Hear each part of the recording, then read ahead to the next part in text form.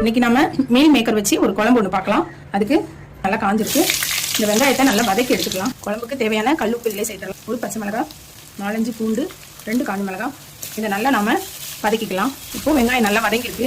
இப்போ நம்ம இந்த ஸ்டேஜில் எடுத்துடலாம். வெங்காயத்தை நல்லா வதக்கி எடுத்துட்டோம். இது நல்லா ஆறினோடனே நம்ம அரைச்சிட்டு வந்துடலாம். இப்போ நம்ம தாளிச்சிடலாம். பிரியாணி எல்லாம் சேர்த்துக்கலாம்.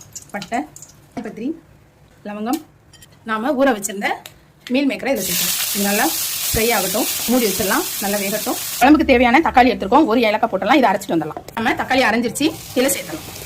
நாம் இப்போ இதே மிக்சியில் இந்த வெங்காயத்தையும் அரைச்சிடலாம். நம்ம வெங்காயத்தையும் இதோட சேர்த்துக்கலாம். இதோட நம்ம குழம்பு மிளகாத்தூள் சேர்த்துக்கலாம். காரத்துக்காக எவ்வளோ காரமோ அந்த அளவுக்கு சேர்த்துக்கலாம். இதை நல்லா கிளறி விட்டுலாம். இது வந்து நம்ம இப்போ தனித்தனியாக அப்படி அரைக்கும் போது அதோட டேஸ்ட் வேறு மாதிரி இருக்கும். நல்லாயிருக்கும். இப்போ நம்ம கொஞ்சமாக தண்ணி சேர்த்துக்கலாம். இதை மூடி வச்சிடலாம். நல்லா கொதிச்சு நல்லா வேகட்டும். அப்புறம் பார்க்கலாம். இப்போ நல்லா கொதி வந்துருச்சு. சூப்பரான மீல் மேக்கர் குருமா ரெடி. இதே மாதிரி செஞ்சு பாருங்க.